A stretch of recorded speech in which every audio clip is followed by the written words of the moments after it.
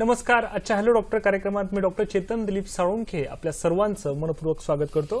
Hello doctor हा आमचा आरोग्यविषयक लोकप्रिय कार्यक्रम आहे, ज्यामध्ये आम्ही तुमच्या आरोग्यविषयक प्रश्नांचं वेळोवेळी तज्ज्ञ डॉक्टरांकडून मार्गदर्शन घेत असतो. आजचा कार्यक्रम हा आमचा प्रायोजित कार्यक्रम आहे. प्रेक्षको, आपलं आयुष्य म्हणजे संघर्षमय काळ, जिथे स्वतःची स्वप्न, आशा, आकांक्षा पूर्ण करण्यासाठी अतिशय आनंदाने हे जीवन वाहून नेत असतं. परंतु आयुष्याच्या उत्तरार्धात काही वेळेस या शरीराचा डोलारा वाहून नेण्यासाठी आपले गुडघे किंवा आपली पाठ हे जीवनभर हा डोलारा वाहून नेत असतात. परंतु आयुष्याच्या उत्तरार्धात किंवा काही कालखंडात या गुडघ्यांना किंवा पाठीला दुखण्यास सुरुवात होते व त्यावर अतिवेदनाशामक औषधे, पुढे जाऊन शस्त्रक्रिया करून देखील ही पाठ दुखी किंवा गुडघे दुखी चिरकालीन होत जाते. मग प्रश्न पडतो की या गुडघे दुखीचं किंवा पाठदुखीचं नेमकं कारण तरी काय व त्यावर काही आधुनिक उपचार पद्धती आहे का, काही आयुर्वेदिक उपचार पद्धती आहेत का, या विविध पैलूंवर चर्चा करण्यासाठी, मार्गदर्शन करण्यासाठी आज आपल्याकडे आलेले आहेत सुप्रसिद्ध आयुर्वेद तज्ज्ञ डॉक्टर सत्यम गुजर सर. नमस्कार सर. आजच्या हॅलो डॉक्टर कार्यक्रमात आपलं मनपूर्वक स्वागत. वैद्य सत्यम गुजर हे संपूर्ण महाराष्ट्राला परिचित असणारे नाव. एक निष्णात आयुर्वेदिक तज्ज्ञ म्हणून ते प्रसिद्ध आहेत. गेली 18 वर्ष ते पुणे व मुंबई येथे यशस्वीपणे आयुर्वेद प्रॅक्टिस करत आहेत. ओमकार आयुर्वेद या ISO सर्टिफाईड पुण्यामधील आयुर्वेदिक हॉस्पिटलचे ते संस्थापक मिळावेत, यासाठी ओमकार आयुर्वेद हा प्रशस्त व सुसज्ज हॉस्पिटलची सुरुवात पुणे येथे करण्यात आली. सर्व प्रकारचे पंचकर्म उपचार शास्त्रोक्त पद्धतीने होण्यासाठी स्वतंत्र व सुसज्ज असा पंचकर्म कक्ष असून सर्व ट्रेन स्टाफ व डॉक्टर्स यांच्या मार्फत सर्व कर्म केली जातात. आतापर्यंत हजारो रुग्णांनी या आयुर्वेदिक उपचारांचा पंचकर्म सेवेचा लाभ घेतला असून बाहेरील रुग्णांसाठी ऍडमिट होऊन पंचकर्माची सोय सुद्धा उपलब्ध करण्यात आलेली आहे. सर्व प्रकारच्या आजारांसाठी या ठिकाणी उपचार उपलब्ध असून पोटाचे विकार, पाठीच्या मणक्यांचे विकार, सांधेदुखी संबंधित स्त्री पुरुष वंध्यत्व, त्वचा विकार, किडनी फेल्युअर, हृदयविकार, रक्तदाब, मधुमेह, दमा, कॅन्सर इत्यादी सर्व आजारांवर ते विशेषपणे उपचार करतात. आज आपण त्यांच्याबरोबर गुडघेदुखी व पाठदुखी यावरील आयुर्वेदिक उपचार या विषयावर चर्चा करणार आहोतच, त्यांचं मार्गदर्शन घेणार आहोतच. त्याबरोबर आपलाही सहभाग आजच्या कार्यक्रमात अपेक्षित आहे, आवश्यक आहे. आमच्याशी संपर्क साधण्यासाठी आणि आपले नेमके प्रश्न विचारण्यासाठी कृपया आम्हाला पुढील दूरध्वनी क्रमांकावर संपर्क करा. संपर्कासाठी आमचे दूरध्वनी क्रमांक आहेत 24908050 तसेच 24988050. मुंबई बाहेरील प्रेक्षकांनी 022 हा STD कोड डायल करायला विसरू नका. कार्यक्रम सुरू करण्यापूर्वी प्रेक्षकांसाठी आमच्या काही सूचना आहेत. प्रश्न विचारताना कृपया तुमच्या TVS संचाचा आवाज थोडा कमी करा, जेणेकरून तुमचे नेमके प्रश्न आमच्यापर्यंत स्पष्ट ऐकू येतील. विषयाच्या अनुषंगाने येणारे प्रश्न आम्हाला तुमच्याकडून अपेक्षित आहे. तसेच कार्यक्रमादरम्यान तुम्हाला विविध विषयांवर देखील महत्त्वाची माहिती देणार आहेत. चला तर मग आजच्या चर्चेला सुरुवात करूया. सर, पुन्हा एकदा आपलं मनपूर्वक स्वागत. सर, सध्या गुडघेदुखी व कंबरदुखी याचं प्रमाण फार वाढलेलं दिसतं, त्याबद्दल आमच्या प्रेक्षकांना काय सांगणार? अगदी खरं आहे डॉक्टर चेतन. इतकं प्रमाण वाढलेलं आहे सध्या. कधीतरी येणारे पेशंट म्हणजे आधी पेशंटचं प्रमाण 10 पेशंटपैकी 4 पेशंट जर गुडघेदुखी, कंबरदुखी यांनी जर त्रस्त असतील तर आता त्याचंच प्रमाण 7 ते 8 पेशंट्स पर 10 पेशंट्स एवढं वाढत आहे. म्हणजे खरं तर गुडघे दुखायला लागले म्हणजे 40 जवळ आली किंवा स्त्रियांची कंबर दुखायला लागली म्हणजे 40 जवळ आली, असं आधी एक धारणा होती. पण आता तशी गोष्ट राहिलेली नाहीये. म्हणजे अगदी 20-25तले तरुण मुलं मुली गुडघे कंबरदुखीने त्रस्त असणारे, पाठदुखीने त्रस्त असणारे कितीतरी पेशंट म्हणून येत असतात. आणि स्वाभाविक आहे त्याचा सध्या जो काही सध्याच्या काळात बदलत असणाऱ्या आहाराच्या सवयी, सध्याच्या बदलत असणारी जीवनशैली, सध्याच्या बदलत असणारे जे काही व्यवसाय आहेत त्याचा सुद्धा परिणाम ह्याच्यावर होत चालला. IT सेक्टर, कॉम्प्युटरशी रिलेटेड असणारे बरेच सध्या जॉब्स असतात. तासनतास एकाच जागी बसून काम असणं, सतत कॉम्प्युटरवर वर्क असणं, ह्याच्यामुळे पाठीचे त्रास खूप वाढलेले सध्या दिसून येत असतात. त्याचप्रमाणे जंक फूड, पिझ्झा, बर्गर्स यासारखे कोरडे पदार्थ जास्त प्रमाणात खाण्यात येणं, तेल तुपाचा जो काही आधी प्रमाण जास्त असायचं आहारामध्ये त्या गोष्टी कमी होत जाणं, रात्रीचं जागरण जास्त प्रमाणामध्ये असणं, ह्या सगळ्याचा परिणाम हळूहळू जीवनशैलीवर, शरीरावर मानसिक ताण वाढत असल्यामुळे त्याचा होणारा परिणाम, ह्याच्यामुळे स्वाभाविक आहे ह्याचं प्रमाण खूप वाढलेलं दिसतं आपल्याला. निश्चितच बऱ्याच वेळेला असं होतं की गुडघे दुखतायत किंवा कंबर दुखते म्हणून दुर्लक्ष केलं जातं. तात्पुरतं तेल लावून शेकणं असे प्रकार केले जातात किंवा मग बाम लाव, आयोडेक्स लाव असे प्रकार केले जातात. मग त्रास कमी झाला नाही तर मग एक्सरेज काढणं, वेदनाशामक औषधं घेणं, मग हळूहळू स्टिरॉइड्सचा वापर, मग कमरेमध्ये इंजेक्शन किंवा गुडघ्यांमध्ये इंजेक्शन, आणि हे सर्व चालत राहून ज्यावेळेला हळूहळू त्रास वाढत जातो मग हळूहळू अशी वेळ येते की आता शस्त्रक्रियेशिवाय पर्याय नाही, गुडघे बदलल्याशिवाय पर्याय नाही किंवा पाठीच्या मणक्याचं ऑपरेशन शिवाय पर्याय नाही. कारण त्रास हळूहळू वाढत जाऊन इतका वाढत गेलेला असतो की त्या रुग्णाला चालत जाणं चालणं शक्य होत नाही, नॉर्मल त्याच्या रेग्युलर जे काही नेहमीच्या शारीरिक हालचाली आहेत ते करणं शक्य होत नाही, अशी परिस्थिती होते. पण अशी वेळ काय येते हा विचार करणं खूप गरजेचं आहे. बरोबर. बऱ्याच वेळेला आपल्याला लगेच बरं होणं ही जी गोष्ट आहे की आज गोळी घेतली, वेदना शामक एखादं इन्स्टंट पाहिजे, गोळी घेतली, मला आज बरं वाटलं, मी उद्या सकाळी कामावर गेलो, दॅट्स इट, मला आज काही त्रास होत नाहीये ना. पहिल्यांदा एकदा तुम्ही गोळी घेतली की 2-3 महिने काही त्रास होत नाही, अतिशय छान जातात. नंतर ती वेळ अशी येते की महिन्यातून 2 वेळा गोळ्या घ्याव्या लागतात, मग आठवड्यातून एकदा, असं करत करत तो त्रास वाढत जात असतो. आणि फक्त तात्पुरतं मेंदूला वेदना कळायला नाहीत म्हणजे तुमचा आजार बरा झाला असं होत नाही. नक्की कशामुळे गुडघेदुखी आहे, कशामुळे कंबरदुखी आहे, कशामुळे पाठ दुखते ह्याचं निदान होणं गरजेचं आहे. कसं एक लक्षात ठेवा प्रेक्षको, सांधेदुखी म्हणजे कंबरदुखी असू देत, गुडघेदुखी, पाठदुखी हे एक लक्षण आहे, तो कोणताही आजार नाही. त्यामुळे कोणत्या आजाराचं लक्षण म्हणून आपली कंबर दुखते, आपली पाठ दुखते, आपले गुडघे दुखतात हे समजून घेणं खूप गरजेचं आहे. आणि त्याच्याकडे दुर्लक्ष न करता त्याचं योग्य निदान करून जर त्याच्यावर उपचार झाले तर तुमचा आजार पूर्ण बरा होणार. कितीतरी पेशंट आपण असे बघतो, आम्ही दवाखान्यामध्ये असे बघतो की ज्यावेळेला पेशंट येतो त्याला 20 वर्ष त्रास होतोय, 20 वर्ष कंबर दुखते, गुडघे खूप दुखतायत, चालता येत नाही अशी परिस्थिती आहे, गुडघ्यांना सूज आले, बोटं वाकडे झालेत, इतकी परिस्थिती असते. मग 20 वर्ष त्यांनी ट्रीटमेंट केली नसेल का, कोणत्या डॉक्टरांना दाखवलेलं नसेल का, तर तशी परिस्थिती नसते. पेशंट अगदी फाईलचे गठ्ठे घेऊन आलेला असतो, भरपूर दवाखाने करून झालेले असतात, इंजेक्शन गुडघ्यांमध्ये घेऊन झालेले असतात, बऱ्याच प्रकारचे व्यायाम करून झालेले असतात, ज्यांनी सांगितले ते सगळ्या गोष्टी करून झालेल्या असतात, पण त्रास वाढत जातोय. असं का होतं? त्याचं कारण एकच आहे की आपण नक्की निदान काय होतंय, नक्की त्रास काय होतं ही गोष्ट निदान न करता ट्रीटमेंट घेतली जाणं, हा ज्या वेळेला प्रकार होतो त्यावेळेला अशा गोष्टी दिसत असतात. त्यामुळे गुडघेदुखी, पाठ, कंबर दुखीकडे दुर्लक्ष न करता त्याचे योग्य निदान करून उपचार होणं खूप गरजेचं आहे. बरोबर. प्रेक्षको, सरांनी सांगितल्याप्रमाणे वरवर दिसणारी छोटीशी लक्षणं ही पुढे जाऊन एखादा मोठा आजार बळवू शकतो. त्यामुळे योग्य निदान आणि योग्य उपचार करून घेतल्यास चांगला फायदा होतो. सर, कार्यक्रमात पुढे आपल्याला एक फोन आलाय, सुधाकरजी यांचा फोन आलाय अहमदनगरवरून. नमस्कार सुधाकरजी, आपला प्रश्न विचारा.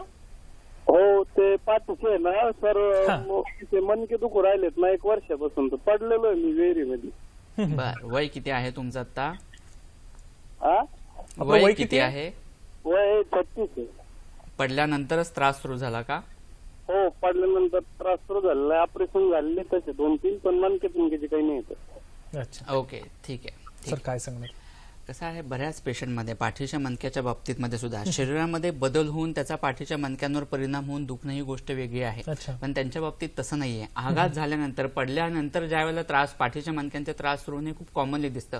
पडल्यानंतर जनरली पाठीच्या मणक्यांची अलाइनमेंट बदलते, मणके एकमेकांवर सरकतात, त्याचा चकतीवर परिणाम होतो, चकती खाली सरकते, फुटते, मणक्यांमध्ये फ्रॅक्चर होतं किंवा पाठीचे स्नायू आखडले जातात, त्याचा परिणाम हा पाठीच्या मणक्यांवर होतो आणि त्याच्यामुळे तुमची पाठ दुखी असते. आघात हे कारण वातरक्तामध्ये प्रमुख सांगितलेलं आहे आयुर्वेदाने. मग तो वातरक्ताचा आजार पुढे डेव्हलप होणं आणि त्याचा परिणाम म्हणून पाठ कंबर दुखणं अशी गोष्ट सुद्धा होत असते. त्या दृष्टीने उपचार करणं खूप गरजेचं आहे. आघातामुळे ज्यावेळेला त्रास होत असतो त्यावेळेला मुरीवेन्ना तेल नावाचं एक तेल आयुर्वेदामध्ये सांगितलंय, त्याचा तुम्ही तेल लावून त्याचा शेक घेणं, त्याचा उपयोग खूप चांगला होतो. पण ऑलरेडी ऑपरेशन्स पण तुमचे 2-3 झालेले आहेत तरी त्रास होतोय, त्याच्यामुळे याच्यामध्ये योग्य पंचकर्माचा उपयोग खूप उपयोगी आहे. म्हणजे बस्ती आहे, पिंडस्वेद आहे, कटिबस्ती ह्यासारखे प्रकार आहेत ते तुम्ही करून घ्या, कारण ह्याच्यामध्ये घरगुती उपचार करून तुमचा त्रास कमी होण्यासारखी परिस्थिती नाही. आघातामुळे जे काही रचनात्मक बदल झालेले आहेत, अनॅटॉमिकल चेंजेस झालेले आहेत आणि त्याचा परिणाम जो मणक्यांवर झालेला आहे तो व्यवस्थित करण्यासाठी प्रॉपर आयुर्वेदिक ट्रीटमेंटची आवश्यकता आहे. त्यामुळे योग्य पंचकर्म उपचार झाले, पुढे आयुर्वेदिक औषधे तुम्ही व्यवस्थित चालू ठेवली, जी काही अलाइनमेंट चेंज झालेली आहे ते बदलण्यासाठी काही लेप असतात, काही औषधं आहेत, ह्या सगळ्या गोष्टी एकत्रित झाल्या तर तुमचा त्रास नक्की कमी व्हायला मदत होईल. निश्चितच. सुधाकरजी, सरांनी सांगितल्याप्रमाणे योग्य आयुर्वेद तज्ञांचा सल्ला घेतला, निश्चितच तुम्हाला चांगला फायदा होऊ शकतो. सर, माझा पुढचा प्रश्न आहे की गुडघ्यांची नेमकी रचना कशी असते, त्याबद्दल आमच्या प्रेक्षकांना काय सांगणार? कसं आहे, कोणत्याही आजार बघण्याच्या अगोदर कोणत्या त्या अवयवाचा आजार होतोय तर त्या अवयवाचे नक्की शारीर काय आहे, म्हणजे त्याची शारीर रचना कशी आहे, त्याची क्रिया कशी आहे हे बघणं खूप गरजेचं असतं. आणि ते व्यवस्थित बघितल्यानंतर आपल्याला जर त्याचं मग निदान होणं खूप सोपं होत असतं. आपण साधारण सांध्याची रचना कशी असते हे बघण्यासाठी एक स्लाइड बघूयात. आपल्याला इथे स्लाइड दिसते. कोणताही सांधा म्हणजे हाडांचा सांधा, 2 हाडं एकत्रित जिथे येतात त्या ठिकाणी त्याला सांधा असं म्हणलं जातं. 2 हाडं एकत्रित आल्यानंतर स्वाभाविक ती घासली जाऊ नयेत, सांध्यांची हालचाल होत असते. मग जर हाडं एकमेकांना घासली गेली तर स्वाभाविक त्रास वाढणार, दुखणार, तुम्ही मुवमेंटच करू शकणार नाही. त्यामुळे स्वाभाविक 2 हाडांच्या मध्ये एक चकती असते, गादीसारखी रचना असते, त्याला कार्टिलेज म्हणलं जातं, मेनिस्टम म्हणलं जातं, जेणेकरून हाडं एकमेकांना घासली जात नाहीत आणि त्यांच्या मुवमेंट्स व्यवस्थित होत असतात. प्रत्येक सांध्याच्या वर एक आवरण असतं, आणि त्या आवरणामध्ये श्लेष्म कफ सायनोव्हेल फ्लुइड असतं. त्याच्यामुळे स्वाभाविक आहे त्या सायनोव्हेल फ्लुइडमुळे त्या कफामुळे त्या सांध्यांची हालचाल स्मूथली व्यवस्थित होत असते. आता हे त्याच्या बाहेर मसल्स असतात आणि ह्या मसल्स एकमेकांना घासले जाऊ नयेत म्हणून बरसे असतात, तैलग्रंथी असतात, ज्याच्यामुळे त्या सांध्यांची हालचाल स्मूथली होत असते. त्याचप्रमाणे प्रत्येक सांध्यांची हालचाल हाडं एकमेकांच्या जवळ आलेत पण त्याची मुवमेंट्स होत असते ती लिगामेंट्सनी होत असते. कोणत्याही सांध्याची हालचाल ह्या लिगामेंट शिवाय व्यवस्थित होऊ शकत नाही. त्यामुळे त्या लिगामेंटनी दोन हाडं ही एकमेकांना जोडली गेलेली असतात. गुडघ्यांच्या बाबतीत ज्यावेळेला आपण गुडघ्यांचा विचार करतो आपल्याला पुढची स्लाइड या ठिकाणी दिसते की कोणते कोणते सांधे गुडघ्यांच्या बाबतीत एकत्रित येत असतात. फिमर जो म्हणजे जे मांडीचा हाड आहे त्याचा खालचा भाग ज्याला फिमर असं म्हणलं जातं, नडगी ज्याला टिबिया असं म्हणलं जातं आणि फिब्युला ह्याचे जे दोन हाडं आहेत त्यांचा वरचा भाग हे दोन्ही एकत्र येऊन गुडघा तयार होत असतो आणि त्याच्या बाहेरच्या बाजूला आपल्याला पटेला दिसते ती म्हणजे गुडघ्याची वाटी. ह्या सगळ्या गोष्टी ज्यावेळेला एकत्रित येऊन गुडघ्याची रचना तयार होते. आपल्याला इथे फॅट्स दिसतात बाहेरच्या बाजूला, तैलग्रंथी आहेत की जेणेकरून गुडघ्यांची हालचाल स्मूथली होईल त्या पद्धतीने. आणि सगळ्यात महत्वाचे लिगामेंट्स, क्रुशियल लिगामेंट जे असतात अँटेरियर आणि पोस्टेरियर क्रुशियल लिगामेंट म्हणून जे गुडघ्यांच्या ठिकाणी असतात त्यामुळे गुडघ्यांची हालचाल ही व्यवस्थित व्हायला खूप महत्व असतं. आता ही जी आपण रचना बघितली त्यात महत्वाची गोष्ट म्हणजे जे काही तैलग्रंथी असतात, मधली गादीसारखी रचना असते, वंगन त्या ठिकाणी ज्याला बोलीभाषेत आपण वंगन म्हणतो, सायनोव्हेल फ्लुइड असतं. कोणतीही हालचाल तिथे लुब्रिकेशन व्यवस्थित होण्यासाठी या सगळ्या गोष्टी व्यवस्थित असणं गरजेचं आहे. त्याच्यामुळे ज्या वेळेला गुडघेदुखी असते तो हाडांचाच त्रास म्हणजे गुडघेदुखी असं नाही. स्वाभाविक वयोमानानुसार होणारे हाडांची झीज, अस्थिची झीज हा एक महत्वाचा भाग त्याच्यामध्ये असतो. पण कडेच्या बाकीच्या ज्या रचना आहेत, मधलं मेनिस्कस आहे म्हणजे गादीसारखी रचना, ती हळूहळू झिजत जाणं, कडेचे लिगामेंट जर तुटले आखडले गेले तर त्याच्यामुळे होणारा गुडघ्यांवर परिणाम. आणि सगळ्यात महत्वाचं कडेच्या तैलग्रंथ्या ज्यावेळेला झिजत जातात गुडघ्याच्या भोवताली साधारण 15 ते 16 तैलग्रंथ्या असतात. म्हणजे ज्याला बरसे आपण म्हणतो, बरसा किंवा बरसे, साधारण 15 ते 16 बरसे असतात की त्याच्यामुळे गुडघ्यांची हालचाल स्मूथली होत असते. म्हणजे तेलाची आवश्यकता आपल्या सांध्यांना किती आहे याच्यावरून ही गोष्ट आपल्या लक्षात येईल. आपण जनरली सगळे व्यायाम करतो, सगळी कामं करत असतो, पण अंगाला तेल लावणं ही गोष्टच आपण विसरून गेलो. आयुर्वेदामध्ये ज्यावेळेला दिनचर्येचं वर्णन केलेलं आहे त्यावेळेला रोज सकाळी अभ्यंग करणं ही गोष्ट खूप महत्वाची आहे. रोज व्यायाम करणारे लोक भरपूर आहेत पण अभ्यंग करत नाहीत. आणि उलट तैल जर लावलं गेलं नाही, पूर्ण अंगाला तेल चोळणं, सांध्यांना तेल चोळणं ही गोष्ट खूप महत्वाची आहे. कारण त्या सांध्यांना ते तेलाची आवश्यकता आहे. ओरली सुद्धा सध्या तुपाचं प्रमाण इतकं कमी झालंय किंवा स्निग्धद्रव्य कमी घेतली जातात खूप, लोणी, तूप, तेल, आणि स्वाभाविक ह्याचा परिणाम शरीराला आवश्यक असणाऱ्या स्निग्ध गोष्टी जर आहारातून मिळाला नाहीत तर वाताचं शमन होणार नाही, वात उलट वाढत जाईल. या शरीराला आवश्यक असणाऱ्या लुब्रिकंट्स, वंगन जे मिळायला पाहिजे ते मिळत नाही आणि त्याच्यामुळे सांध्यांचे आजार हे वाढत जात असतात. त्यामुळे ही गोष्ट सुद्धा खूप महत्वाची असते. पाठीच्या मणक्याचा ज्यावेळेला आपण रचनेचा विचार करतो त्यावेळेला तीच गोष्ट आहे. कंबर जो हा भाग आहे हा 5 मणक्यांचा मिळून तयार झालेला असतो. लंबर वर्टेब्रे असं त्याला म्हणले असतात. हे 5 प्रमुख लंबर वर्टेब्रे असतात आणि त्याच्या खाली माकड हाड असतं. हा माकड हाड आहे हे सुद्धा 5 मणक्यांनीच तयार झालेलं असतं. अशा पद्धतीने ह्याची रचना असते. प्रत्येक मणक्यांच्या मध्ये एक सक्ती असते म्हणजे शॉक ऍब्झॉर्बरचं ती काम करत असते. मणक्यांच्या मधून जे काही नर्व जात असतं, मेंदूपासून जो काही मज्जारज्जू येत असतो तो ह्या मणक्यांच्या मधून जात असतो आणि मणक्यांच्या मध्ये जी पोकळी असते तिथून ह्या नर्व्स बाहेर पडत असतात आणि त्या पायाकडे खाली जात असतात आणि शरीराच्या पायांच्या पेशींना सुद्धा त्यांचा सप्लाय होत असतो. शरीराच्या प्रत्येक पेशीला सप्लाय होत असतो. त्यामुळे स्वाभाविक आहे जर मणक्यांवर परिणाम झाला, मणक्यांची झीज झाली, मणक्यांमधली गॅप कमी झाली तर त्याचे होणारे परिणाम हे फार भयंकर असतात, त्रासदायक असतात. त्यामुळे योग्य ती काळजी लगेच घेणं हे खूप गरजेचं आहे. निश्चितच. प्रेक्षको, सर आपला पुढचा फोन आलाय, अनिरुद्धजी यांचा फोन आलाय औरंगाबादवरून. नमस्कार अनिरुद्धजी, आपला प्रश्न विचारा. अनिरुद्धजी आपला प्रश्न विचारा. नमस्कार सर. नमस्कार, आपला प्रश्न विचारा. सर माझा प्रश्न असा आहे की माझी जी आई आहे ना तिचं वय आहे 45 वर्ष साधारण. सर माझा प्रश्न असा आहे की माझी आई आहे, त्यांचं साधारण वय 45 वर्ष आहे सर. त्यांना गुडघ्याचा त्रास खूप मोठ्या प्रमाणावर सर. आम्ही खूप उपचार केले, औरंगाबादला जाऊनही उपचार केले पण सर, आणि नैसर्गिक पण उपचार केले सर आम्ही, पण कुठल्या प्रकारे फरक पडला नाही. आता काय त्रास होतो सर? गुडघ्याचा त्रास होतो सर, मोठ्या प्रमाणावर गुडघ्यांचा. ओके. नाही, गुडघे दुखतात, गुडघ्यांच्या ठिकाणी सूज आलेली आहे का? चालताना थोडं चाललं तरी बसावं लागतं, खूप दुखतात, चालताना आवाज खूप प्रमाणात येतो, मांडी घालून बसता येत नाही, नक्की त्यांना त्रास काय जाणवतो? हा सर, हाच त्रास जाणवतो, गुडघ्यांना सूज येते सर आणि मांडी घालून जास्त वेळ बसता येत नाही सर, जास्त वेळ बसल्यानंतर चालता येत नाही. निश्चित. ठीक आहे प्रेक्षको, निश्चितच सर या प्रश्नाचं उत्तर देतील. त्यातपूर्वी आता वेळ झाली एका छोट्याशा विश्रांतीची. कुठे जाऊ नका, बघत राहा कार्यक्रम हॅलो डॉक्टर.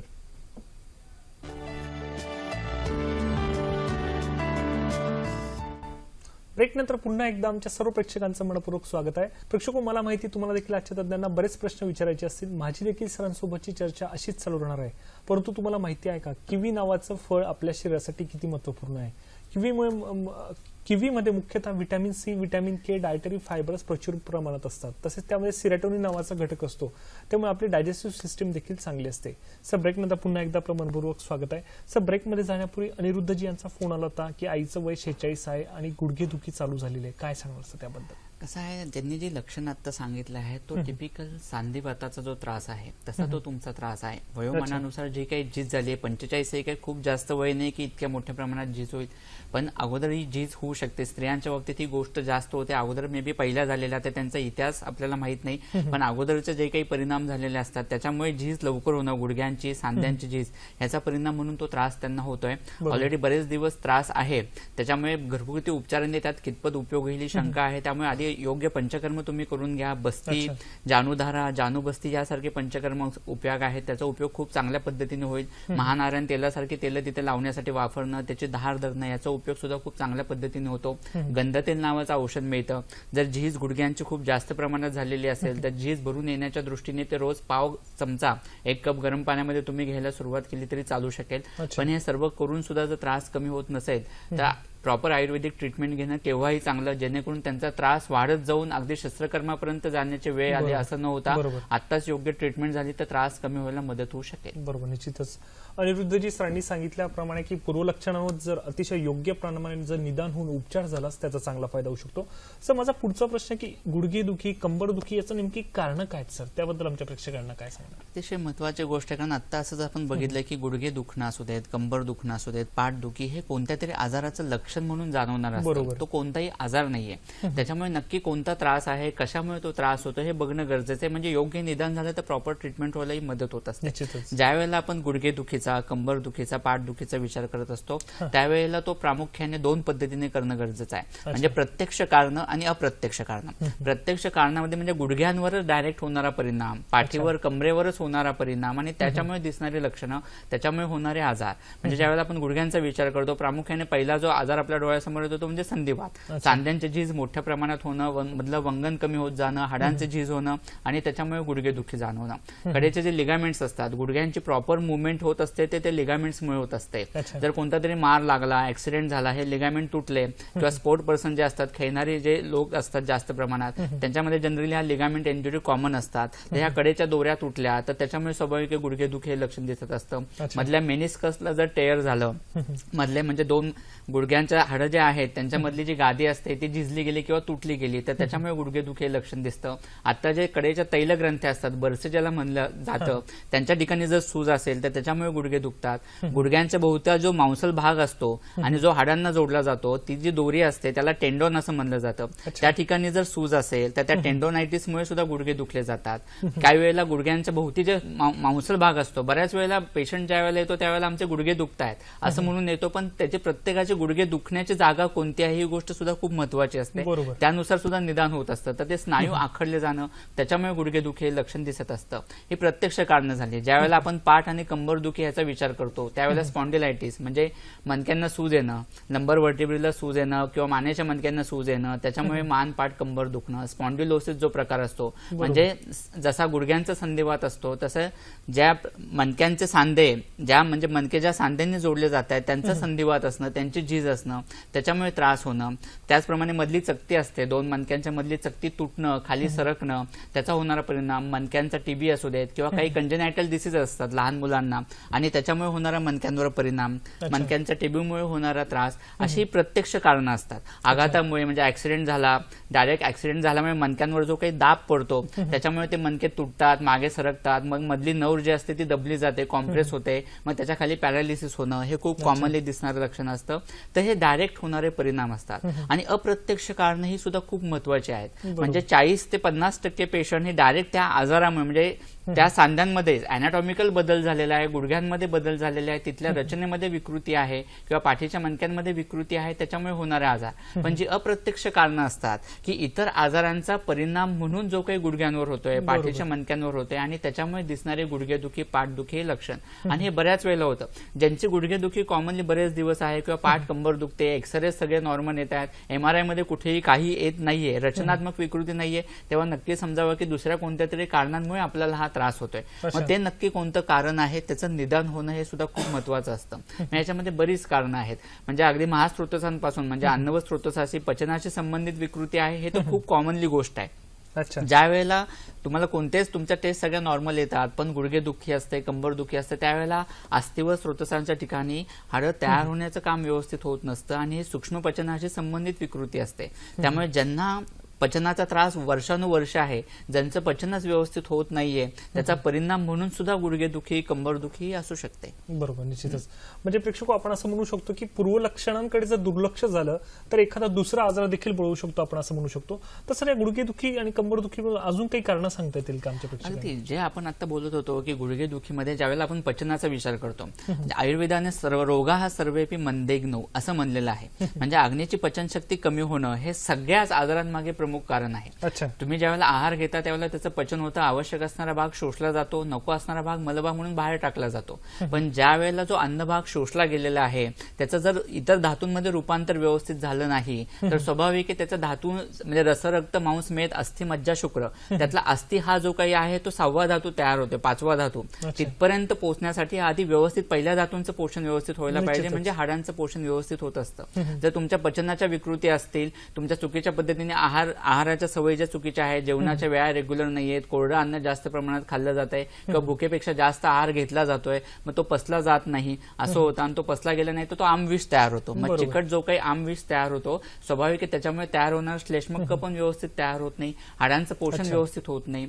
आयुर्वेदानुसार पक्वाशय, पक्वाधान हे वाताचं प्रमुख स्थान सांगितलेलं आहे. म्हणजे पक्वाशयाच्या ठिकाणी वात तयार होण्याचं काम प्रामुख्याने होत असतं. त्यामुळे ज्या वेळेला ह्या पचन विकृती असतात त्यावेळेला ह्या पक्वाशयाच्या ठिकाणी स्वाभाविक वाताची विकृती होते किंवा हाडं तयार होण्याचं काम अस्थि व स्त्रोत जे आयुर्वेदाने सांगितलेलं आहे तो जो काही पक्वाशयाचा पहिला भाग असतो सिकम, त्या ठिकाणी हाडं तयार होण्याचं काम होत असतं. मग ती प्रक्रिया सुद्धा व्यवस्थित होत नाही आणि त्याचा परिणाम म्हणून मग हाडांवर व्हायला सुरुवात होत असते आणि मग त्याच्यामुळे त्याचा परिणाम म्हणून हाडांची झीज होणं, मग गुडघ्यांची झीज होणं, मणक्यांची झीज होणं ही गोष्ट सुरू होत असते. निश्चितच. सर आपल्या कार्यक्रमात पुढचा एक फोन आलाय, राज यांचा फोन आलाय परभणीवरून. नमस्कार राजजी, आपला प्रश्न विचारा. माझं नाव राज गायकवाड आहे सर, मी परभणीतून बोलत आहे सर. सर माझं आहे ना सर कमरेमध्ये सर मी असं व्यायाम करतो सर, बसावर नस दबल्या गेली सर माझी मुलीचे, मला चालताना खूप त्रास होतो. बर, वय किती आहे तुमचं? सर माझं वय 25 आहे सर. बर, सर मला चालता येत नाही जास्त. तळपाय सर पायाची खालची आहे ना तळपाय राहतात ना तिच्यावर चालता येत नाही सर मला बरोबर. म्हणजे कमरेपासून पूर्ण पाय दुखतात खाली की फक्त कंबर आणि तळपाय दुखतंय? हा, कंबर आणि तळपाय. ओके, ठीक आहे. निश्चितच राजजी सर या प्रश्नाचं उत्तर देतील. प्रेक्षको, माई सरांसोबतची चर्चा अशीच चालू राहणार आहे. तत्पूर्वी वेळ झाली एका छोट्याशा विश्रांतीची. सर ब्रेक नंतर पुन्हा एकदा आपलं मनपूर्वक स्वागत आहे. सर ब्रेकमध्ये जाण्यापूर्वी राजजी यांचा फोन आला होता की त्यांच्या आईचं वय वर्ष आहे 45 आणि त्यांना देखील त्रास होतो, त्याबद्दल काय सांगता येईल सर? आता जे कंबर दुखणं हा जो तुम्हाला त्रास होतो आहे आणि त्याच्याबरोबर तुमचे तळपाय सुद्धा दुखत आहेत. जनरली बऱ्याच वेळेला कमरेच्या मधून जे काही नसा बाहेर पडत असतात त्या पायाकडून खाली तळपायांपर्यंत जात असतात. ज्यावेळेला कमरेमधली गॅप कमी होते आणि ती मधली खाली चकती जी असते ती खाली सरकते, त्याच्यामुळे ती नस दबली जाते आणि त्याच्यामुळे असा त्रास होऊ शकतो. त्याच्यामुळे हा ज्याला आयुर्वेदाने वृद्रसी, सायाटिका असं म्हणलं आहे तशा प्रकारचा हा आजार असू शकतो. त्याच्या दृष्टीने कटिशूल, त्याच्या दृष्टीने कटिबस्ती जे काही पंचकर्म आहे त्याचा उपयोग तुम्हाला अतिशय चांगल्या पद्धतीने होईल. बस्तीचा उपयोग सुद्धा खूप चांगल्या पद्धतीने होईल, तर ते तुम्ही करून घ्या, म्हणजे त्यांनी तुमचा त्रास कमी व्हायला नक्कीच मदत होईल. बरोबर. राजजी सरांनी सांगितल्याप्रमाणे पंचकर्माचा जो अवलंब केलास निश्चितच त्याचा चांगला फायदा होऊ शकतो. सो ब्रेकमध्ये जाण्यापूर्वी आपण गुडघेदुखी, कंबरदुखीची कारणांबद्दल बोलत होतो, त्याबद्दल अजून काही सांगता येईल का? अगदी अप्रत्यक्ष कारणं इतक्या मोठ्या प्रमाणामध्ये आहेत की ज्याचा परिणाम हा कंबरदुखी म्हणून किंवा गुडघेदुखी म्हणून होत असतो. बऱ्याच जणांना बारीक ताप असतो, कणकण असते, जुनाट ताप असतो, वर्षानुवर्ष ताप मुरलेला असतो आणि त्याच्यामुळे सुद्धा पूर्ण अंग दुखणं, सांधे दुखणं हे लक्षण प्रामुख्याने बऱ्याच पेशंटमध्ये दिसत असतं. एक पेशंटची केस तुम्हाला सांगतो. कंबरदुखी म्हणून वय वर्ष 48, त्या लेडी पेशंट होती, आली होती त्यावेळेला 20 वर्ष कंबरदुखीचा त्रास होत आहे. तक्रार काय तर कंबर दुखते फक्त, हाच त्रास. पण ज्यावेळेला डिटेल हिस्ट्री घेतली त्यावेळेला तिला ज्यावेळेला विचारलं की ताप तुम्हाला नेहमी असतो का कंबरदुखी बरोबर, ज्यावेळेला कंबर दुखते त्यावेळेला ताप जाणवतो का, तर उत्तर होच होतं, स्वाभाविक आहे. आयुर्वेदानुसार चतुर्थक ज्वर म्हणून प्रकार असतो, तापाचा एक प्रकार असतो, त्याच्यामध्ये कंबर दुखणे लक्षण म्हणून सांगितलेलं आहे. 20 वर्ष ते सगळे प्रयत्न करत होते पण कंबर दुखणं कमी नव्हतं. पण निदान काय तर चतुर्थक ज्वर, म्हणजे ज्याचा कंबरेशी काहीही संबंध नाही, पण जो ताप आहे आयुर्वेदानुसार त्याची सुरुवातच जी आहे ती कटीपासून, त्रिकापासून होत असते आणि मग तो सगळीकडे पसरतो आणि त्याच्यामुळे ती कंबरदुखी होती. त्याच्यामुळे 20 वर्ष असणारी ती कंबरदुखी चतुर्थक ज्वर असं निदान करून त्यांना महिनाभर औषध दिले तर त्यांचा 90% त्रास पहिल्या एका महिन्यातच कमी झाला होता. म्हणजे निदान किती महत्वाचं असतं ही गोष्ट खूप महत्वाची आहे. बऱ्याच वेळेला स्त्रियांमध्ये कंबरदुखी, गुडघेदुखी खूप जास्त प्रमाणात जाणवते, त्याचं कारणच ते आहे. एकतर मासिक पाळीमध्ये ज्या गोष्टी पाहायला गेल्या पाहिजेत, पिरियड्स आल्यानंतर त्याची व्यवस्थित काळजी न घेणं, शारीरिक दगदग सध्या मुलींची खूप वाढलेली आहे, म्हणजे घरच्या कामांबरोबर जॉब असू देत किंवा इतर शेतीची कामं असू देत, त्याच्यामुळे ती दगदग जास्त प्रमाणात होत असते. त्याच्यानंतर ज्यावेळेला प्रेग्नन्सी राहते, प्रेग्नन्सीमध्ये जी काळजी घेतली पाहिजे, प्रेग्नन्सी नंतर जी काळजी घेतली पाहिजे, म्हणजे सुतिका परिचर्या खूप महत्वाची आहे. बऱ्याच वेळेला आता सध्या सिझर होण्याचं प्रमाण खूप वाढले, नॉर्मल डिलिव्हरीच्या ऐवजी सिझर होतं. मग त्याच्यानंतर शेकशेगडी करू नका वगैरे असे सल्ले दिले जातात. मग शेकशेगडी नंतर होत नाही आणि तो ओलावा जो शरीरामध्ये साठून राहतो, वाद जो काही शरीरात वाढलेला जातो, त्याचा परिणाम स्त्रियांमध्ये खूप जास्त होतो. 40 नंतर तो जास्त त्रासदायक होतो आणि त्याच्यामुळे पाठ दुखणं, कंबर दुखणं, गुडघे दुखणं अशी लक्षणं दिसतात. बऱ्याच वेळेला पोट सुटलेलं असतं, त्याचा ताण पाठीच्या मणक्यांवर येतो, त्याच्यामुळे कंबरदुखी असे लक्षण दिसते. अशी इतर आजार भरपूर, ग्रहणी आहे, शोथ आहे, पांडू आहे, असे व्याधी आयुर्वेदाने सांगितलेले आहेत ज्याच्यामध्ये उपद्रव स्वरूपात ही पाठदुखी, गुडघेदुखी म्हणून जाणू शकत असते. निश्चितच. सर, कार्यक्रमात पुढचा फोन आलाय, संतोष यांचा फोन आलाय अमरावतीवरून. Hello sir. नमस्कार संतोषजी, आपला प्रश्न विचारा. Hello hello hello sir. हा बोला सर, आमची मिसेस वरून माडीवर चढताना पडली होती खाली. बर. कमरीच्या मणक्यामध्ये गॅप पडली होती. ओके. तर त्यांना खूप त्रास होते आता. बर. वय किती त्यांचं? डॉक्टरांकडे नेलं, एक्सरा काढला, पण गोळ्या दिल्या आणि कॅल्शियम कमी आहे, हाडा किसूर झाले. बर बर. पाठीच्या मणक्यांवर जिथे त्रास झालेला आहे त्याच्या खाली मुंग्या येतात, बधीरपणा जाणवतो, चालू शकत नाही, असं काही जाणवत नाही ना? नाही, असं काही नाही, पण त्रास खूप आहे त्याच्यामध्ये. बर, ठीक आहे, चालेल. निश्चितच सर, प्रश्न सुटतील. सर, काय सांगणार? काही काही वेळेला आघातामुळे अशी लक्षणं दिसणं हे खूप कॉमनली दिसत असतं. तर त्याच्यामध्ये आयुर्वेदामध्ये लाक्षादी गुगुळी नावाचं एक छान औषध दिलेलं आहे. ते सकाळ संध्याकाळी त्यांना सुरू करा, 2-2 गोळ्या दुधाबरोबर, किंवा अश्वगंधा चूर्णाचा उपयोग सुद्धा याच्यामध्ये खूप चांगला होतो. अश्वगंधा आणि प्रवाळ पिष्टी दोन्ही एकत्रित करून सकाळ संध्याकाळी त्यांना दुधाबरोबर दिली, तो त्रास कमी होऊन जाईल. कारण त्याच्यामुळे दिसणारे कॉम्प्लिकेशन तरी आता पुढे त्यांना कोणतेही दिसत नाहीयेत. त्याच्यामुळे फक्त मार लागल्यामुळे जो दुखावा आहे तो आता सांगितलेल्या औषधांनी कमी होऊन जाईल. बरोबर. निश्चितच संतोषजी सरांनी सांगितल्याप्रमाणे काही औषधांचं जर तुम्ही सेवन केल्यास निश्चितच त्याचा चांगला फायदा होऊ शकतो. सर, आपण कारणांबद्दल बोलत होतो, त्याबद्दल अजून काही थोडक्यात सांगता येईल का? ह्यामध्ये कारणांचा विचार ज्यावेळेला आपण करत असतो त्यावेळेला त्यामध्ये होणारी झीज, आणि झीज का होते ही गोष्ट सुद्धा खूप महत्वाची आहे. तुमच्या आहाराच्या सवयी काय आहेत? एकदम हाडांची झीज इतक्या मोठ्या प्रमाणात झाली असं कधीच होत नाही. आज त्रास झाला, इतके दिवस काहीच नव्हतं आणि एकदम गुडघे दुखायला लागलेत असं कधीच होत नाही, किंवा एकदम कंबर दुखायला लागले, पाठ दुखायला लागले. तुमच्या इतक्या वर्षांच्या ज्या चुकीच्या बसण्याच्या सवयी असतात, आहाराच्या ज्या तुमच्या सवयी असतात, तुमची उभं राहण्याची जी चुकीची पद्धत आहे, काहींचं ड्रायव्हिंगचं काम असतं त्याच्यामुळे पाठीवर, गुडघ्यांवर ताण पडत असतो, ह्या गोष्टींचा सुद्धा परिणाम होत असतो, नाही असं नाही. पण आपल्या जे काही चुकीच्या सवयी आहेत, आपली दिनचर्या आहे, ते व्यायामाचा जो अभाव आहे, एकाच जागी बसून तुमची हालचाल अजिबात नाहीये आणि व्यायाम पण तुमचा नाहीये, तो स्वाभाविक सगळे स्नायू आखडले जातात, त्याचा ताण पाठीच्या मणक्यांवर पडतो, गुडघ्यांवर पडतो. तुम्हाला बऱ्याच जणांना, सध्याच्या मुलामुलींना तर तेल तुपाची अजिबात आवड नसते, तूप म्हणलं की बऱ्याच मुली नाक मुरडत असतात. त्याच्यामुळे स्वाभाविक आवश्यक असणाऱ्या गोष्टी आहारातून जात नाहीयेत, रात्री जागरण खूप मोठ्या प्रमाणात होत असतं. या सगळ्याचा जो काही परिणाम आहे तो हळूहळू होत असतो. एकदम गुडघे खूप झिजलेत असं होत नाही. आपण जे काही लक्ष त्याच्याकडे देत नसतो, वाताचं शरीरातलं प्रमाण हळूहळू वाढत असतो, कोरडेपणा वाढत असते, आवश्यक असणाऱ्या गोष्टी, पोषक अंश मिळत नाही, अस्थिचं पोषण व्यवस्थित होत नाही आणि त्याच्यामुळे झीज होत असते. मग कोणतं तरी निमित्त कारण होतं पडायचं किंवा कोणतंही, आणि मग गुडघेदुखी किंवा इतर गोष्टी सुरू होत असतात. त्याच्यामुळे आहार विहारातले बदल करून घेणं खूप गरजेचं असतं. निश्चितच.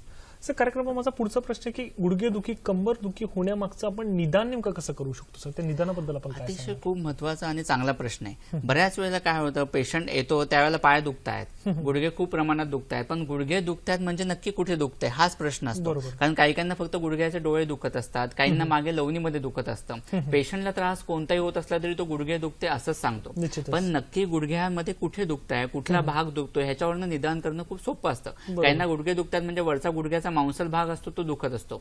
गुडघे या सांध्यामध्ये काहीच विकृती झालेली नसते, पण स्नायू आखडले गेलेले असतात किंवा व्यायामाचा अभाव असतो म्हणून स्नायू आखडले गेलेले असतात किंवा तासनतास बसण्याची सवय असते म्हणून त्रास असतो. या ठिकाणी तेल लावून शेकणं असा प्रकार केला तरी तुमचे गुडघेदुखी कमी होते. ज्यावेळेला गुडघ्यांच्या पुढच्या बाजूला डोळ्यांच्या इथे दुखत असतं, वय 40च्या पुढे असतं, त्यावेळेला गुडघ्यांची झीज झालेली असते आणि स्पेसिफिक तो भाग दुखत असतो. काहींना चालल्यानंतर दुखतं, म्हणजे बसले असेल किती वेळ बसले असेल तर त्रास होत नाही, पण चालल्यानंतर दुखायला लागतं, म्हणजे ती तुमच्या गुडघ्यांची झीज व्हायला लागले, मधलं वंगण कमी होतंय हे दाखवत असतं. काहींना गुडघ्याच्या मागच्या बाजूला दुखतं, ती रक्तदृष्टी असते. आयुर्वेदानुसार दुखणं, वेदना ह्या ज्या गोष्टी आहेत त्या फक्त रक्तदृष्टी आणि वात वाढणं ह्याच्यामुळेच होत असतं. त्याच्यामुळे प्रत्येक वेळेला फक्त वाताचाच विचार हा महत्वाचा आहे, पण रक्तदृष्टी असेल तर त्याच्यामुळे सुद्धा गुडघेदुखी असते. तर ती रक्तदृष्टी कमी करणं, रक्तप्रसादन करणं पण खूप गरजेचं असतं. त्यानुसार ट्रीटमेंट होणं गरजेचं असतं. काहींना फक्त गुडघ्यांच्या खाली नडगीचा भाग दुखत असतो, तो सुद्धा वातरक्तामुळे, रक्तातली आणि वाताची दृष्टी दोन्हीचा एकत्रित ज्यावेळेला परिणाम होतो त्याच्यामुळे दुखत असतं. काहींना व्हेरिकोज वेन्सचा त्रास असतो, शिरा फुगलेल्या असतात, तिथे कंजेशन असतं, दोष नको असणारे वाढलेले असतात, त्याच्यामुळे वाताच्या गतीला अडथळा निर्माण होतो म्हणून दुखतं. काहींच्या फक्त टाचा दुखत असतात. सो प्रत्येकाची कारणं ही वेगवेगळी असतात आणि नक्की त्रास कशामुळे होतोय त्याचं निदान त्या पद्धतीने केलं जातं. तीच गोष्ट कंबर आणि पाठदुखीच्या बाबतीत पण आहे. निश्चितच. सर पुढचा प्रश्न आलाय आपल्याला, काळूबाईजी यांचा फोन आलाय बुलढाण्यावरून. नमस्कार काळूबाईजी, आपला प्रश्न विचारा. हॅलो. कमरात दुखतंय. बाय. कंबर वय किती आपलं? वय 51. सलग प्रश्न विचारा. अजून काही त्रास होतो का? कमरात दुखतंय, डाव्या हाताला मुंग्या येतात. बर. मान दुखणं वगैरे? मान नाही दुखत सर. डाव्या पायाला मुंग्या येतात का? डाव्या पायाने डाव्या हाताला येतात. ओके. निश्चितच सर या प्रश्न ठीक आहे. सर काय सांगणार? कसं प्रश्न अगदी तो तुमचा जो त्रास आहे तो आयुर्वेदानुसार मन्यास्तंभ, मन्या किंवा कटिस्तंभ असा जो प्रकार असतो त्याच्यामध्ये जनरली लक्षणं अशामध्ये दिसत असतात. वात वाढल्यामुळे ज्याचा जो काही परिणाम मानेवर होत असतो, कमरेवर होत असतो, त्या ठिकाणी सूज येते, स्नायू आखडले जातात आणि वात वाढल्यामुळे ग्रह होणं, कटिग्रह होणं, त्या मानेची किंवा कमरेची हालचाल व्यवस्थित न होणं. स्वाभाविक मणके एकमेकांच्या जवळ आले की मधली चकती दबली जाते, तिथल्या नसांवर दाब पडतो आणि त्याच्यामुळे दुखावा वाढतो. आणि अशा ठिकाणी षष्टिक पिंडस्वेद, भाताचा एक शेक असतो, त्याचा उपयोग अतिशय चांगल्या पद्धतीने होत असतो. तो तुम्ही करून घ्या, त्याने तुमचा त्रास कमी होईल. त्याचप्रमाणे नस्य चिकित्सा, तुमच्या हाताला डाव्या मुंग्या येतात म्हणजे मानेच्या मणक्यांमधल्या शिरा पण दबल्या जात आहेत, त्याच्यामुळे दोन्ही नागपुडीमध्ये तेल टाकणं, औषधयुक्त तेलाचा उपयोग ह्याच्यामध्ये खूप चांगल्या पद्धतीने होतो. त्याच्यामुळे मणक्यांवरचा ताण कमी व्हायला मदत होत असते, तिथले जे काही नसा तुमच्या दबल्या जातात त्या सुटायला मदत होतात आणि त्याच्यामुळे त्रास कमी व्हायला मदत होत असते. त्यामुळे ह्या गोष्टी तुम्ही करून घ्या, त्याने तुमचा त्रास नक्कीच कमी व्हायला मदत होईल. बरोबर. निश्चितच काळूबाईजी सरांनी सांगितल्याप्रमाणे काही उपाययोजना केल्या थोडक्यात तर त्याचा निश्चित चांगला फायदा होऊ शकतो. सर आपण निदानाबद्दल बोलत होतो, त्याबद्दल अजून थोडक्यात काय सांगता येईल? अगदी ज्या वेळेला आपण पाठ आणि कंबर, आपण आता गुडघ्याबद्दल बोललो की गुडघ्यामध्ये जनरली कशा कशा पद्धतीने वेदना असतात. बऱ्याच वेळेला गुडघ्याच्या बाबतीत असं होतं, चालण्याच्या बाबतीत, की काहींना आराम करत राहिलं की काहीच त्रास होत नाही, काहींना सकाळी त्रास होत असतो, म्हणजे उठलं की स्नायू आखडलेले असतात, पाठ कंबर धरलेली असते, गुडघे दुखत असतात आणि ज्या वेळेला हालचाल करू चालू त्यावेळेला त्रास कमी होत असतो, असा प्रकार असतो. काहीकांच्या बाबतीत उलट असतं, थोडं चाललं तरी सुद्धा त्रास होतो, जिने चढता उतरताना त्रास होतो, शौचाला बसता येत नाही, गुडघे लगेच भरून येत असतात, थोडंसं चाललं की बसावं लागतं, पायात एकदम कळ येते किंवा गुडघे वाजतात, काहींचा टाचा दुखायला सुरुवात होते, सकाळी उठल्या उठल्या पाय खाली टेकवायचं म्हणलं तरी चालू शकत नाही किंवा बऱ्याच वेळ बसलं की उठताना टाचा दुखतात. अशा प्रकारची लक्षणंही दिसत असतात आणि त्याच्या पद्धतीने आपण निदान करू शकत असतो. पाठ दुखणं आणि कंबर दुखणं ह्याच्यामध्ये सुद्धा हीच गोष्ट आहे.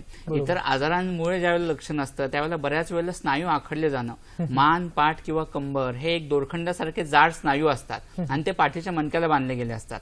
स्नायू आखडले गेले की त्याचा ताण तो पाठीच्या मणक्यांवर पडतो, स्नायू आखडले जातात आणि त्याच्यामुळे पाठ मान कंबर ही दुखत असते. त्यामुळे ज्यावेळेला तुम्ही रिलॅक्स होता त्यावेळेला जर तुमची पाठ मान कंबर दुखत असेल तर तो मणक्यांवर ताण पडून दुखते. पण ज्या वेळेला तुमच्या सकाळी उठल्या उठल्या पाठ भरून येते, जड होते आणि तुम्ही चालल्यानंतर जो त्याचा त्रास कमी होत असेल तर ते स्नायू आखडले गेल्यामुळे मणक्यांवर ताण पडतोय. मग त्या दृष्टीने नक्की तुमचा त्रास कशामुळे होतोय, हातापायांना मुंग्या येत आहेत का, बधीरपणा जाणवतोय का, ह्याच्यानुसार सुद्धा ते निदान होऊ शकतं.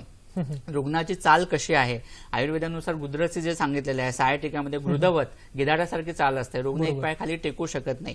मग चालीवरनं सुद्धा तुमचं निदान व्हायला मदत होऊ शकते. काही पेशंट थोडंसं चाललं तरी बसावं लागतं, पुढे चालू शकत नाहीत, पाय भरून येतात, पायात शक्ती नाही असं वाटतं, यांना स्पॉन्डिलोसिसचा त्रास असतो.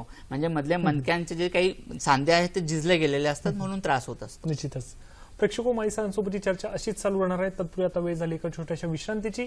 कुठेही जाऊ नका, बघत राहा कार्यक्रम हॅलो डॉक्टर.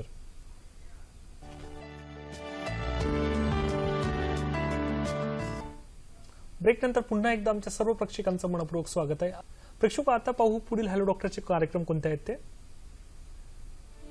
प्रेक्षको, शनिवार दिनांक 10/3/2018 रोजी रात्री 8 वाजता हा आमचा हॅलो डॉक्टरचा प्रायोजित कार्यक्रम आहे. विषय आहे पत्नीचे आरोग्य आणि आयुर्वेद. सहभागी आहेत वैद्य समीर मदगनी सर. तसेच रविवार दिनांक 11/3/2018 रोजी रात्री 8 वाजता हा देखील आमच्या हॅलो डॉक्टरचा प्रायोजित कार्यक्रम आहे. विषय आहे IVF उपचार पद्धतीने चमत्कार. सहभागी आहेत डॉक्टर सुप्रिया पुराणिक.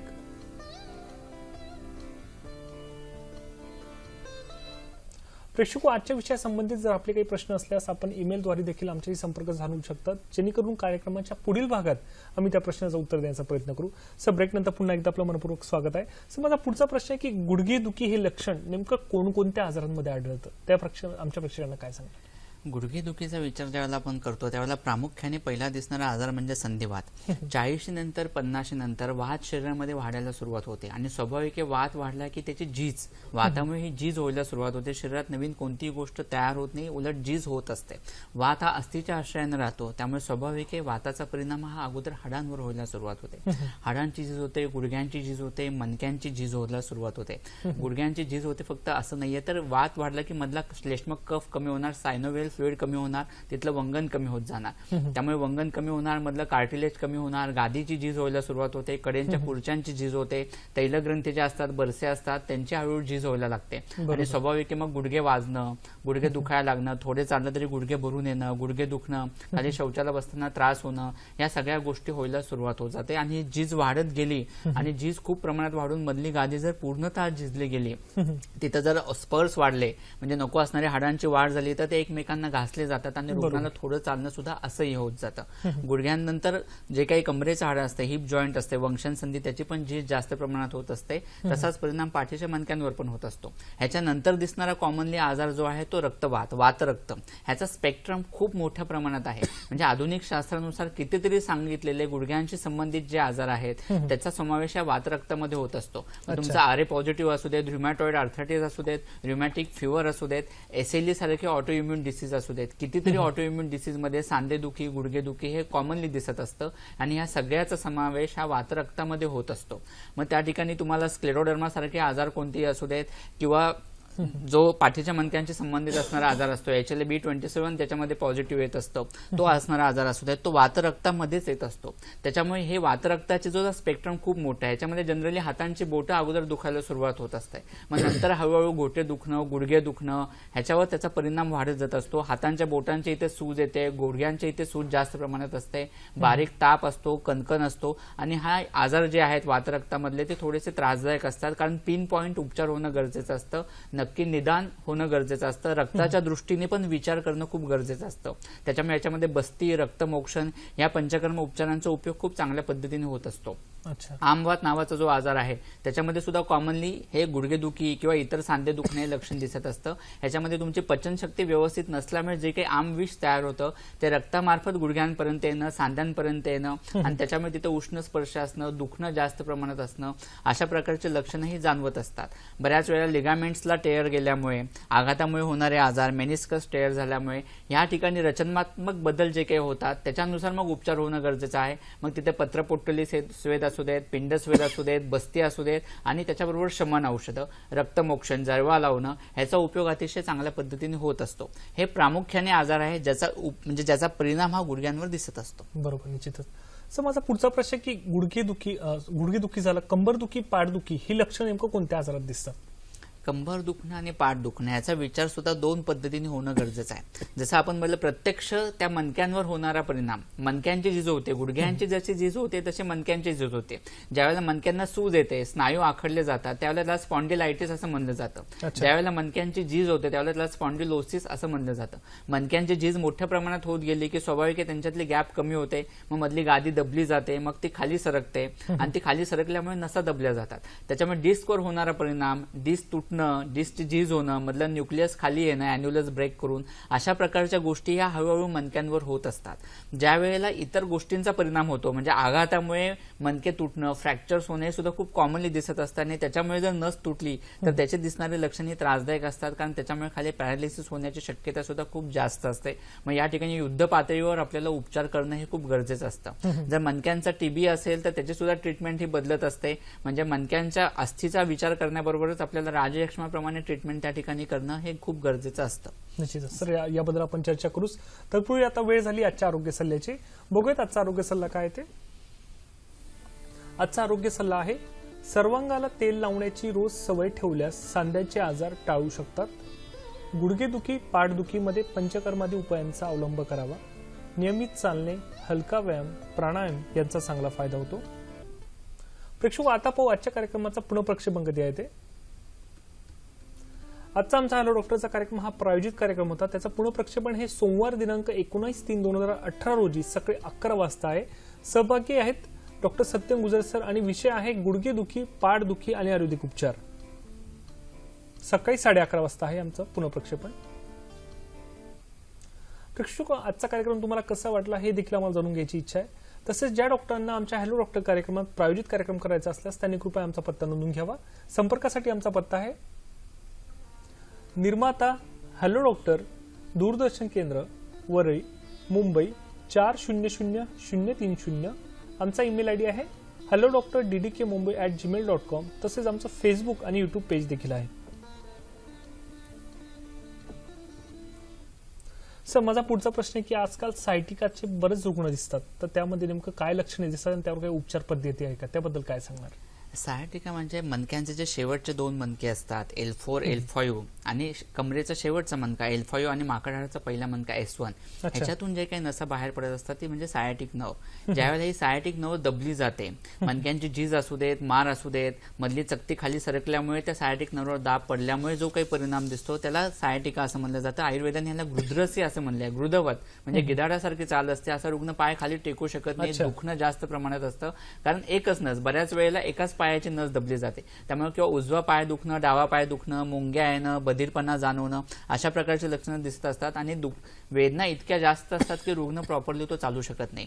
ह्याच्यामध्ये पंचकर्म उपचार अतिशय छान पद्धतीने उपयोगी होत असतात. कटिबती बस्ती असू देत किंवा षष्टिक पिंड असू देत, त्याचप्रमाणे रक्तमोक्षणाचा, अग्निकर्माचा सुद्धा ह्याच्यामध्ये उपयोग खूप चांगला होतो. पण त्याचबरोबर वात कमी होण्याच्या दृष्टीने वातशमन चिकित्सा, बृहन चिकित्सा सुद्धा खूप आवश्यक आहे, कारण मणक्यांची झालेली झीज भरून येणं गरजेचं आहे. मणक्यांवरचा ताण कमी झाला पाहिजे, म्हणजे ती खाली डिस्क जी काही खाली सरकलेली आहे ती जागेवर यायला मदत होते आणि तिथनं नस सुटायला मदत होते. त्याच्यामुळे ह्याच्यामध्ये पंचकर्म उपचारांचा उपयोग खूप खूप चांगल्या पद्धतीने होतो. फक्त लवकर योग्य निदान होऊन ट्रीटमेंट होणं हे खूप गरजेचं असतं. निश्चितच सर, बरेच वेळा गुडघेदुखी हे लक्षण आपल्याला वारंवार दिसत असतं, तर त्याबद्दल काय सांगणार?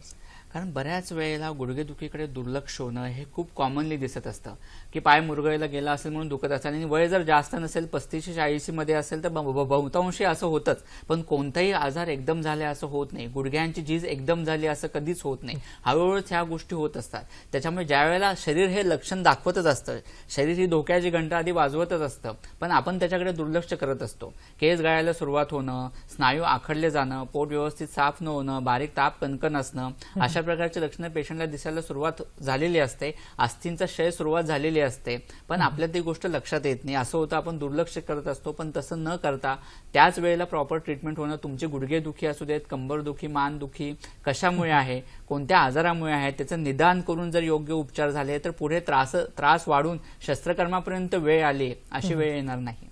निश्चितच. सर, जाता आता आमच्या प्रेक्षकांना काय संदेश द्या?